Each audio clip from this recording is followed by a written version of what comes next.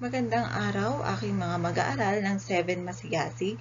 Ngayong araw ay magsimula tayo sa ating talakayan sa ating unang aralin sa second quarter.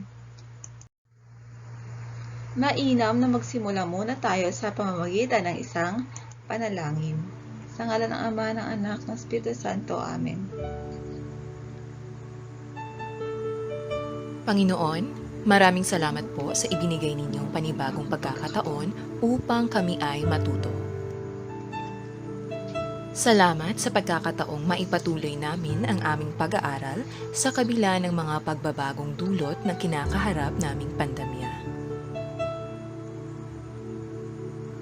Gabayan ninyo kaming lahat na mag-aaral upang malinang ang aming isipan at maunawaan ng lubos ang anumang leksyon na itinuturo sa amin.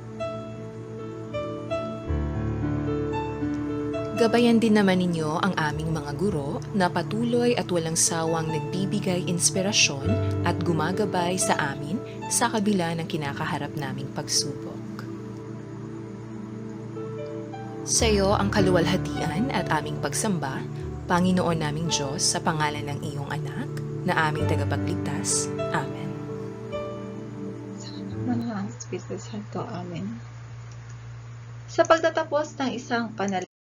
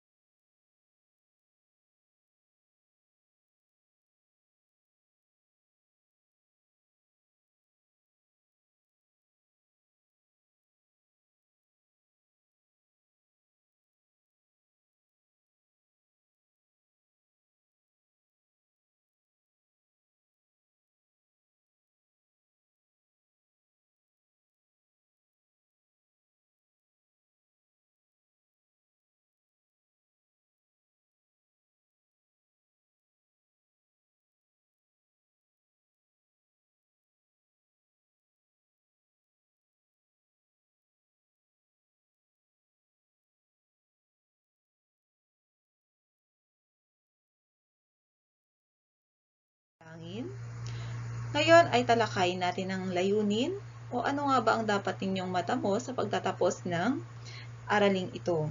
Sa una, nabubuo ang sariling paghahatol o pagmamatuwid sa ideyang nakapaloob sa akda na sumasalamin sa tradisyon ng mga taga-Bisaya. Pangalawa, nasusuri ang antas ng wika batay sa formalidad na ginamit sa pagsulat ng awiting bayan. Balbal, kolokyal, lalawiganin, formal. At panghuli, na ipaliliwanag ang mahalagang detalye, mensahe at kaisipang nais iparating ng napakinggang bulong o awiting bayan. Ngayon ay panoorin natin ang weather song, Silip, Panahon. Tularin niyo rin ang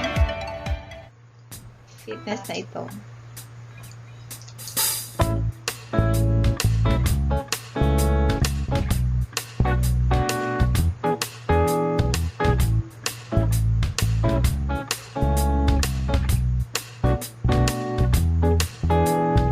Nung nakikita mo sa labas, may araw ba o may ulan?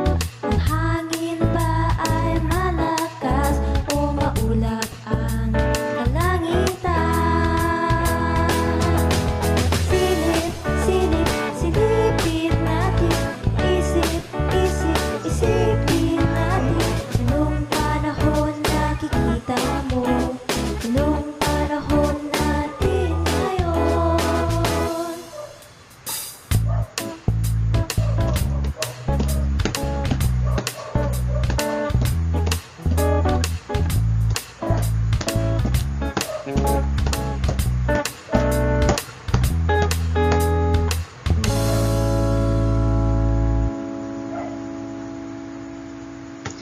So ngayon,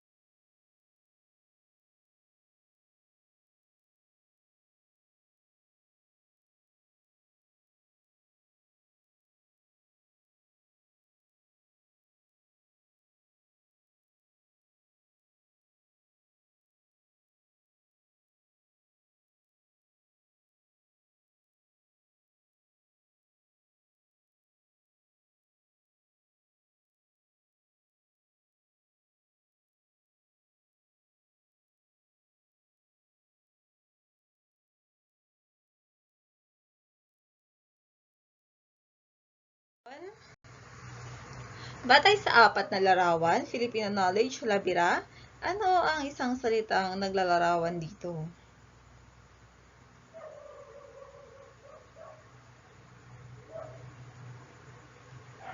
Kung ang inyong sagot ay hangin, yan ay tama. So, alam mo ba na ang awiting Bayang Bahay Kubo? Ikaw ay natasan kong kantahin ito kasama ang iyong mga kasama sa bahay. Pagkatapos niyong umawit ay sagutan ang mga tanong sa simulan natin. 1 to 3 sa Elite Edition, pahina 143 niyo ito makikita. Sa isang aklat naman, yung version ng 2017, makikita ito sa pahina 145. Susunod, ano ba ang kahulugan ng awiting bayan? Alamin ito sa Alam Mo Ba? Pahina 143-144 sa Light Edition at sa isang edition naman ay sa pahina 145-146. Alamin ang ilang tanyag na awiting bayan mula sa Kabisayaan. Makikita ito sa 146-148 na pahina, 147-150. Panoorin ang ikatlong bahagi ng Quarter to Fill 7 Video 3 upang higit na maunawaan ang aralin sa panitikan at wika. Ano nga ba ang mga uri ng awiting bayan? At ano ba ang mga halimbawa nito? So, ang Kabisayaan ay nagtataglay ng makulay at mayamang kultura at tradisyon. So, ang awiting bayan ay isa sa mga mayayamang tradisyon ng mga taga-Bisaya. So, ang mga awiting bayan ay mga sinaunang awitin ng ating mga ninunong Pilipino. Bago naman tayo sinakop ng mga Kastila, ang Pilipinas ay mayroon ng pansariling kultura at tradisyon, katulad na lamang ng pagkanta ng mga awiting bayan. So, hindi ang mga Kastila ang nagturo sa atin ng mga ito. Bagkus, bago pat nila tayo sinakop, may sarili na tayong paniniwala. May sarili na tayong mga awiting bayan. Kadalasan ito ay binubuo ng 12 pantig sa bawat taludtod, ang mga awiting bayan. Bukod dito, sila rin ay nasa anyong patula. So, ibig sabihin, ang isang awiting bayan ay isang uri ng tula. Ang awiting bayan ay tinatawag din nating kantahing bayan. Tinatawag din itong kantahing bayan, isang tulang inaawit na nagpapahayag ng damdamin, kaugalian, karanasan, pananampalataya, gawain o hanap buhay ng mga taong naninirahan sa isang pook. Ito ay nagpapakilala ng iba't ibang pamumuhay, pag-uugali ng mga taon, mga kaisipan at damdamin ng bayan. Ito ay kasasaliminan ng kalinangan ng lahi. So, batay sa mga awiting bayan ito, masasalamin natin ang isang lahi. O ilalarawan nito ang isang kultura o lahi. So, ano nga ba ang kahalagahan ng isang awiting bayan? So, ito ay may tatlong nabanggit na kahalagahan. Ito o una, mga awiting bayan ay nagpapakilala ng diwang Makata. Ang mga awiting bayan natin ay nagpapahayag ng tunay na kalinangan. So, mamaya sa mga halimbawa ng awiting bayan ay marirealize ninyo na bakit kaya ito yung kahalagahan niya? Dahil ito yung mga halimbawa talaga. Masasalamin talaga ang kultura ng isang Pilipino sa mga awiting bayan. Bunga ng mabulaklak at matulaing damdamin galing sa puso at kaluluwang bayan. So, ito ay naglalaman ng matulaing damdamin galing sa puso. So, ibig sabihin, makikita natin dito yung katotohanan ng buhay, ang pagmamahal sa kultura o sa ating bayan. Halimbawa ng mga awiting bayan ng mga Bisaya na makikita ninyo sa inyong aklat, Lawiswis, makikita ito sa Samar Leyte. Dandansoy, ito naman ay sumasalamin sa Negros Occidental o awiting bayan ng mga taga Negros Occidental. Ay Kalisod, ito ay galing sa Ilonggo. Ili-ili, tulog, anay, yung mga ginagamit minsan na, ito yung ginagamit diba sa mga horror minsan, ili-ili, tulog, anay na song. Ito ay isang awiting bayan pala. Ito ay nagmula sa Ilonggo, si Pilimon sa Sugbuanon. Ito ay halimbawa ng awiting bayan ng mga taga Sugbuanon, si Pilimon.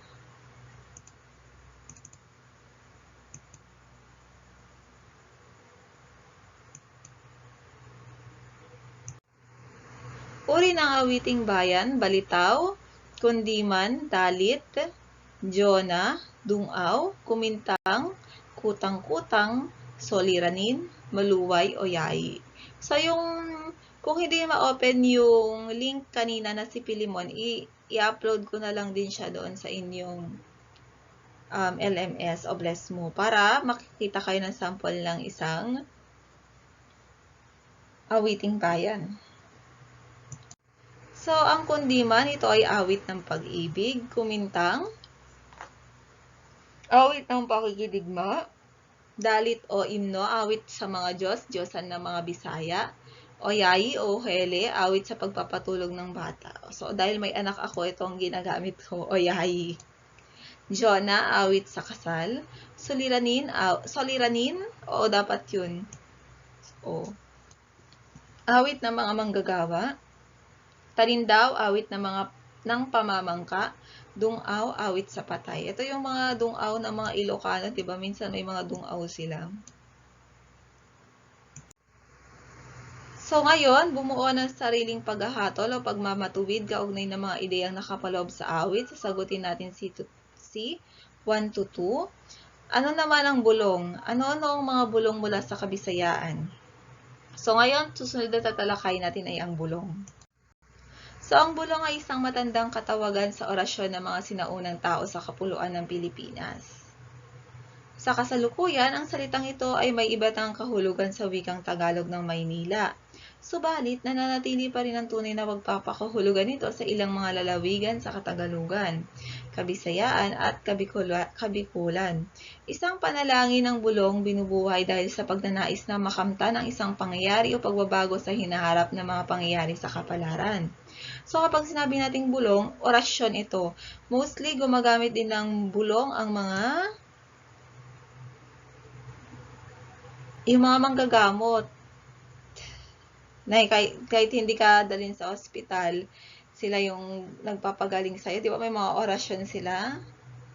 Karaniwan kapag kinakausap mo rin yung engkanto o kaya pag feeling mo may bagay na hindi ka nakikita, so gusto mo siyang kausapin, gumagamit ka ng bulong. Halimbawa, naniniwala kami na kapag gabi na, banggitin mo yung pangalan niya. Halimbawa, sasabihin ko na, bari-bari apo, o kaya makikiraan po yung mga duwende kapag may natapakan kang o may nakita kang nuno sa punso.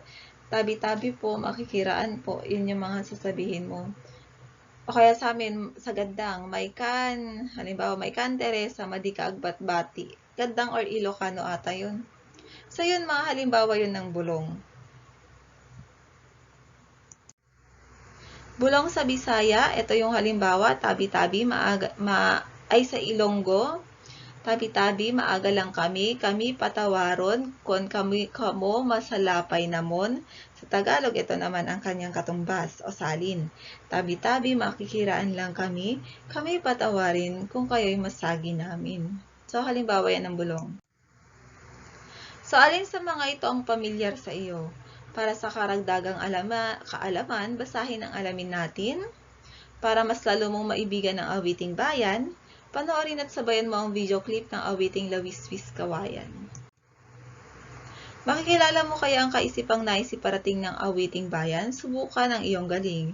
Sa awiting bayang Lawiswis Kawayan, masasalamin dito ang tradisyon ng mga taga-Bisaya, lalo na pagdating sa pag-ibig. So yung link nito makikita nyo na lang sa LMS, yung Lawiswis Kawayan. I-upload ko na lang dun. So ngayon, tumuko na tayo sa pagtalakay ng ating lesson sa wika. So makikita natin ang conversation o usapan ng magkaibigan dito. Alam mo, gusto kong ihagis sa ilog ang lahat ng mga friends ko. At bakit naman? Para makita ko kung sino ang lulutang at malalaman ko rin kung sino ang mga plastic. So makikita natin dito na nag-uusap ang dalawang magkaibigan. So halimbawa naman sa isang conversation, mag-uusap ang guro at estudyante. So makikita natin na kung i-compare natin ang usapan ng guro at estudyante at usapang magkaibigan, mapapansin natin ang pagkakaiba, hindi ba? Halimbawa na lamang sa paggamit ng mga salita. Karaniwan, kapag guro ang kausap, gumagamit ng po at opo. Kapag kaibigan, eme-eme lang yung mga words na ginagamit o kaya kahit informal na words ang ginagamit. So, may mga salitang ginagamit sa iba't ibang pagkakataon. Yan yung sinasabi ko kanina. Alamin ng mga ito sa kasanayang pangwika. So, ngayon, tatalakayin natin ang antas ng wika. So, ang wika ay mahalaga sa lipunang ating ginagalawan. Ito ang ginagamit natin sa pang-araw-araw na makikipag-ugnayan sa kapwa. So, isipin mo, paano kaya ang mundo kung walang wika? Hindi tayo nagkakaintindihan, hindi tayo nagkakaunawaan. Sa isang relasyon pa nga lang, hindi ba? Kapag hindi kayo nagkakaunawaan, nagkakaroon ng hiwalayan. So, ganun din sa wika. Napaka-importante ng wika sapagkat ito ang nagsisilbing ugnayan natin sa ating kapwa-tao. Ayon kay Tumanga, 1986, ang wika ay mahalagang bahagi ng lipunan sa kadahilanang ito ang kasangkapang kailangan sa pakikipagtalastasan. Katulad ng pag-compare ko kanina sa isang relasyon, ito ang wika rin minsan na nagiging kasangkapan natin upang magkaroon tayo ng magandang relasyon sa ating kapwa-tao.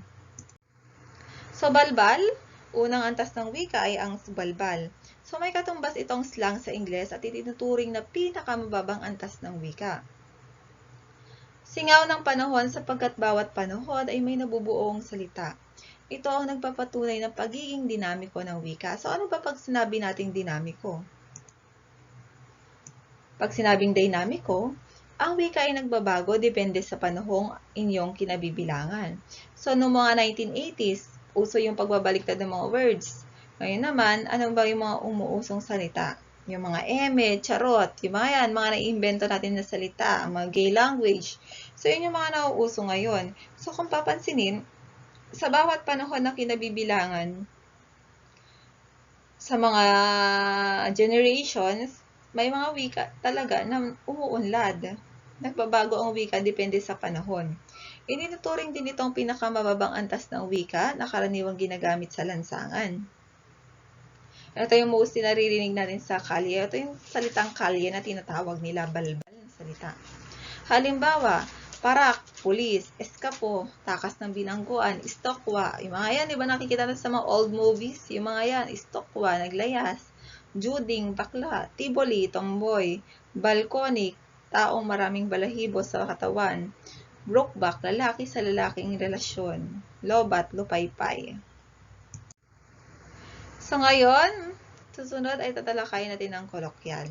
So ito ay uri ng di formal na wika, madalas ginagamitan ng pagpapaikli o pagkakaltas ng titik ng salita. Nagtataglay ng kagaspangan ng mga salitang ito, subalit maaari rin namang maging repinado batay sa kung sino o nagsasalita, gayon din sa kanyang kinakausap. So, halimbawa natin ng balbal ay ng kolokyal, halimbawa pre, pare, paano, paano, tena, tara na. So, kung papansinin natin, pinapaikli talaga yung mga salita. Hindi ba? Inalis yung A doon sa pare, A ulit doon sa paano, tara na, o tena, pinalitan yung ta ng te, tas inalis yung RA, naging tena. Isang salita, ibang spelling, pero same meaning. So, ganyan ang kolokyal, pagkakaltas ng salita o pagpapalit ng salita. Titik ng salita. Susunod, lalawiganin. Ito naman ang mga salitang karaniwang salitain o dialekto ng mga katutubo sa lalawigan, gaya ng Cebuano, Bicolano, Batanggenyo at iba pang mga tatak. Lalawiganin sa kanilang pagsasalita. Isang palatandaan ng lalawiganing tatak ay ang punto o kaya ay ang accent. So, ito naman yung mga salitang mostly o karaniwang naririnig natin sa isang partikular na lugar. Halimbawa dito sa Biskaya, may sarili tayong paraan ng pagsasalita.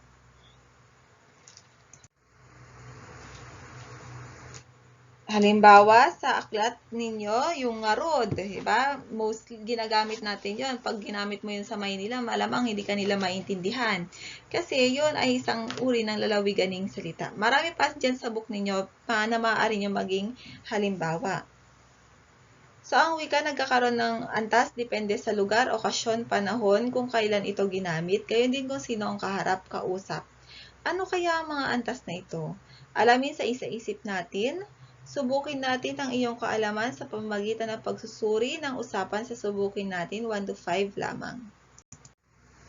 Pagsasanay, ipaliwanag ang kaisipang nais iparating ng awiting bayan sa sagutin natin B, 1 to 5. Ipasa ang iyong gawain hanggang 11/5 o November 5 sa pamamagitan ng alin sa sumusunod. So, ito yung ipapasa nyo sa akin. Ito yung recorded activity ninyo. So, gawin nyo dapat ito, okay? So, para naman sa pangwakas na gawain, pagbubuod or crown, communicate what have you learned, ilahad ang iyong natutunan sa aralin na ito. React, magbigay reaksyon ukol sa natutuhan. Offer one sentence that sum up what the whole lesson was about. Where, cite places where one could use this. Note how well you did today. Para naman sa pagpapahalaga, ayon sa linya ng tula ni Andres Bonifacio, pag-ibig sa tinubuang lupa, pagpupuring lunos ang palaging hangad, sa bayan ng taong may dangal na ingat, umawit, tumula, kumanta't sumulat, kalakhan di niya'y isiniwalat. Pag-ibig sa tinubuang lupa. Kung naibigan mo sana ang ilan sa mga awiting bayang ating pinag-aralan ngayong araw. Mga mag-aaral ng 7 Masigasig.